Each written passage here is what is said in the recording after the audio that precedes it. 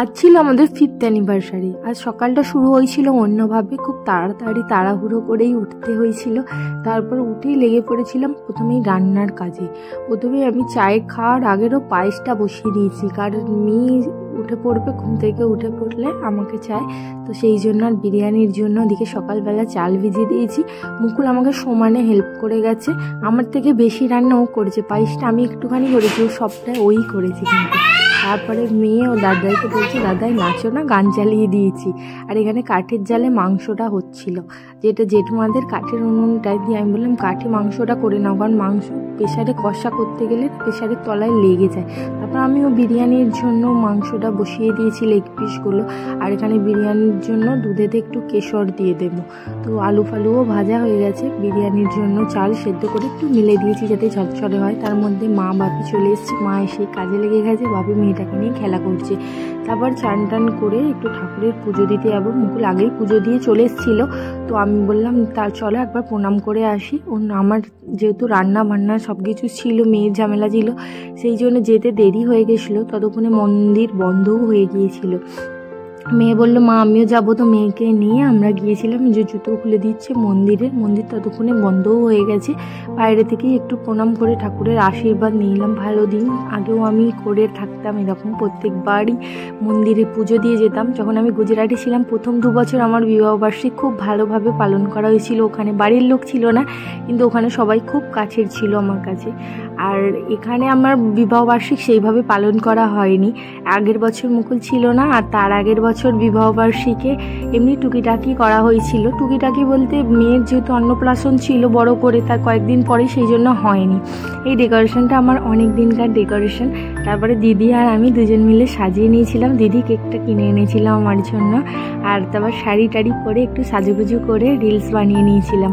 মেয়ে খুব খুশি, আজকে কেক কাটবো। কখনোই কেক কাটেনি, আমি যেহেতু 5 বছর না হলে জন্মদিন পালন করি না, সেই জন্য ও কেক কাটেনি কোনোদিন। আজও ভীষণ এক্সাইটেড ছিল, কখনো কখনো বলছে আমাদের জন্মদিন। তারপরে আমাকে প্রপোজ করছিল, এটা আমার কাছে খুব একটা স্পেশাল ছিল, কারণ 5 বছরে এই প্রথমবার এটা হচ্ছে। এর আগে কখনোই আমাকে ফুল দিয়ে সেইভাবে প্রপোজ করেনি, এরকম বসে হাঁটু মুড়ে বসে তো একদমই করেনি। মেয়ে খুব এক্সাইটেড, সবাইকে ডাকছে, এসো এসো, কখন কেক কাটবে, দাদা এসো, এই এসো করে করে সবাইকে ডাকছে। খুব ভালো একটা দিন কেটেছে, সারা দিন খুব মজা করেছে। যদিও বিবাহবার্ষিকী আজকে পালন করার সেরকম কোনোই ইচ্ছা বা সেরকম কিছু ছিল না, হঠাৎ করেই হয়ে গেছে। ছোট করে হলেও ভীষণ আনন্দ হয়েছে। সবাইকে যদিও বলতেই পারিনি, অনেকেই ভিডিওটা দেখে হয়তো বলবে আমাদের বললি না, একা একাই করে নিলি। আসলে এইভাবে হয়ই নে, একটা কারণেই বিবাহবার্ষিকীটা করা হয়েছিল, যে কারণে করা হয়েছিল সেটাও সাকসেসফুল হয়েছে। আর লাইটের রিং লাইটটা ছিল, কাজেও লেগে গেল। তারপরে দাদাকে দিল, দাদা এসো দেখো কেক কাটবো আমরা। তারপরে আমরা কেক ফেক কেটে নিয়েছিলাম, একটু করে একটু সাজুগুজুও করেছিলাম। আমার সাজুগুজু করেনি, যা পড়েছিল তাই করে কেক কাটা হলো। খুব ভালো একটা দিন কাটিয়েছি আমরা।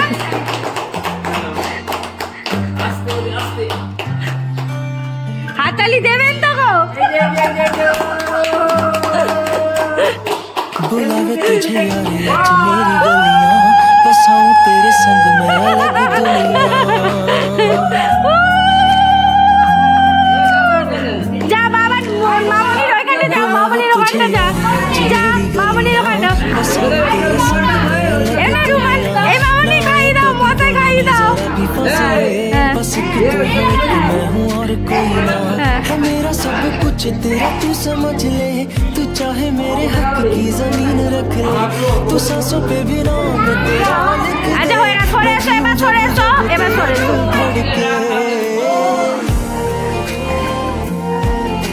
হ্যাঁ হ্যাঁ, এখন সব হয়েছে।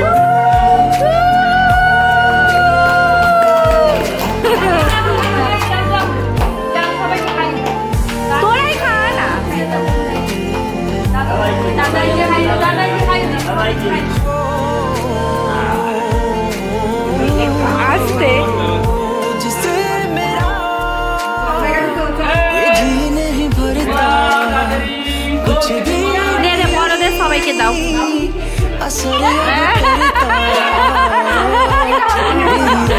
तुझसे मेरी चाहत, तुझसे मुझे बस लगी है तेरी। কেকটা তো খা।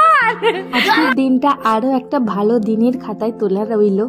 খুব দারুণ কেটেছিল দিনটা। এইভাবেই যেন দু পরিবারকে সাথে নিয়ে মজা করে আনন্দে থাকতে পারি। দুজনে হাসি ঝগড়া মজা নিয়েই থাকি। ঝগড়া যদিও আমাদের মধ্যে খুব একটা নেই, কারণ আমরা যেহেতু দূরে থাকি সেই জন্য ভালোবাসাটাই বেশি থাকে। তো সবাইকে নিয়ে এইভাবেই যেন হ্যাপি থাকি। তোমরা আশীর্বাদ করো বা প্রার্থনা করো আমাদের জন্য। আর ভিডিও এখানেই শেষ করলাম। সবাই ভালো থেকো, সুস্থ থেকো। আজকের মতো টাটা, বাই বাই।